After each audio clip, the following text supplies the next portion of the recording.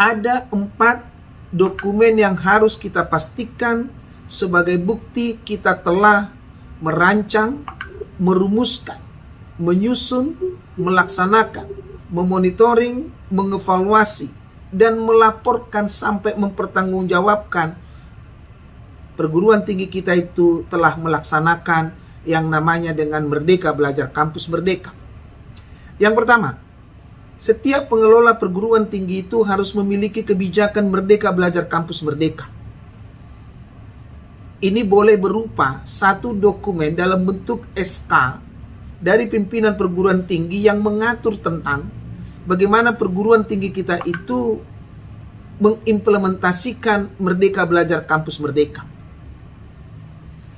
Satu aras di bawahnya, Ibu Bapak, adalah perguruan tinggi itu harus memastikan ketersediaan pedoman, di mana pedoman ini, Bu Bapak, satu dokumen yang mengatur bagaimana perguruan tinggi itu memastikan mereka mulai dari merancang, melaksanakan, memonitoring, mengevaluasi, melaporkan, serta mempertanggungjawabkan implementasi Merdeka Belajar Kampus Merdeka.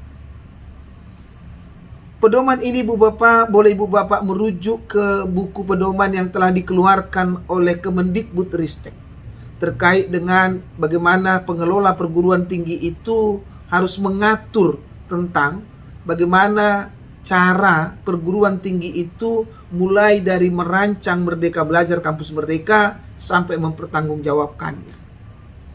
Yang ketiga, Ibu Bapak, adalah prosedur. Prosedur yang dimulai dari prosedur terkait dengan bagaimana pengelola perguruan tinggi itu merancang Merdeka Belajar Kampus Merdekanya. Harus ada pedoman yang mengatur tentang prosedur yang mengatur tentang bagaimana Merdeka Belajar Kampus Merdeka itu dilaksanakan. Bagaimana Merdeka Belajar Kampus Merdeka itu, Ibu Bapak, harus dimonitoring.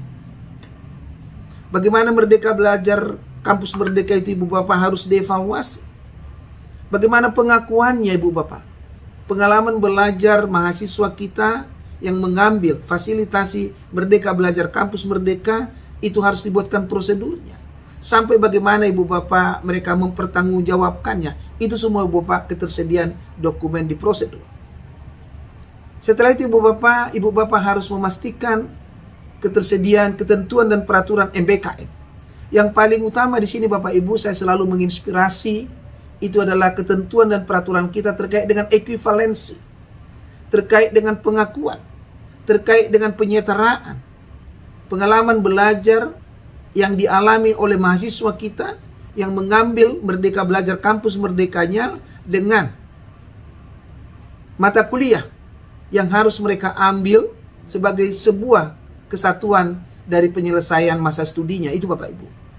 Dan tentunya, Ibu Bapak selaku pengelola perguruan tinggi harus memastikan ada instrumen monitoring kita.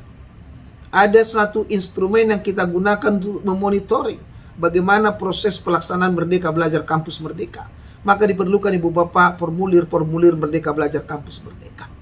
Ini saya katakan, Bapak Ibu, 5 dokumen pokok yang harus dipastikan oleh setiap pengelola perguruan tinggi sebagai syarat perlu.